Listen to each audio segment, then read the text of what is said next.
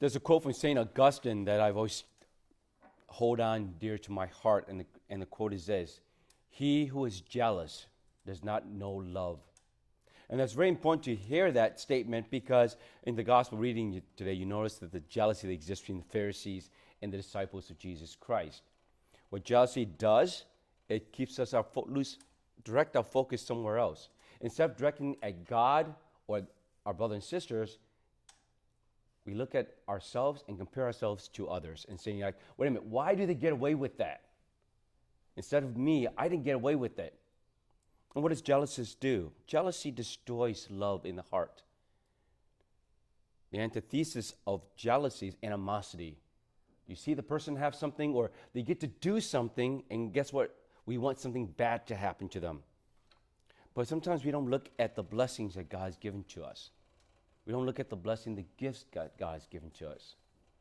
Today we celebrate the memorial of Our Lady of Lourdes, the day when Our Lady appeared to Saint Bernadette at Marseille, and in 1858, about 4 years after the declaration of the Apostolic Constitution in a Fabilis Deus by Pope Pius IX, declaring that Mary is conceived with the Immaculate Conception. She is the Immaculate Conceived to the merit of Jesus on the cross, to the grace of God. But why is that so important today that we celebrate memorial of our Blessed Mother, Lady of Lourdes? Because in that message itself, that God who's given Mary to us continues to be with us. Mary is very close to us. Some of you might remember the movie, The Song of Bernadette. That's a great movie. And that movie is a great movie. I like it because, as you know, to the whole scene, you see Bernadette going through her life and everything. And she enters the convent, and then this old nun to taking care of her. And this old nun is very skeptical. You didn't see a mother. And she going into the, at the very end of the scene, and she was diagnosed, Bernadette was diagnosed with an illness, a very illness, a lot of suffering that came with it. And I remember that one scene very clear. It was the little jealousy that existed between her and Bernadette. She said to Bernadette, "These eyes have never shut their eyes. How dare you? You don't know anything about suffering. I suffered. My eyes desired to see Mary, desired to see God, but I suffer. You haven't suffered." And it was later that she was diagnosed with this illness that she felt so bad. She realized how much suffering that Bernadette was going through. So you notice what happens, jealousy does. It destroys friendship, destroys kindness that exists in our hearts. It destroys love. And today the message from Our Lady is a lesson to learn to love. Is that the more we look at one another and try to compare ourselves to one another, you know what we're saying to God? God, you didn't make me in the way that's perfect.